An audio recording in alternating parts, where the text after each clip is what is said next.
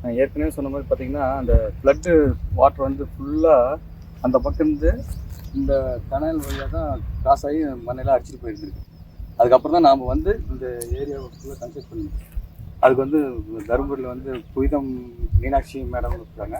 அவங்க ஃபுல்லாக வந்து ஆர்கிடெக்ட் அவங்க அந்த மட்டில் அவங்க ரொம்ப ஸ்பெஷலிஸ்ட்.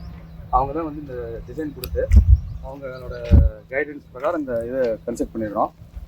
அங்கேருந்து வர தண்ணி இப்போ நம்ம சொன்ன மாதிரி அங்கேருந்து ட்ரென்ச்சில் எல்லாம் நம்பி மெதுவாக வந்து, அதாவது நம்மள்வார் சொல்லுவார், ஓடுற தண்ணியை நிறுத்தி நடக்க வைக்கணும், நடக்கிற தண்ணியை தவளை விடணும்.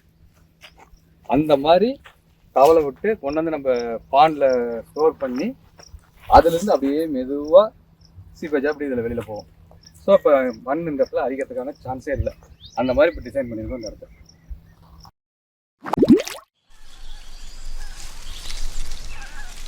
Greenway Living.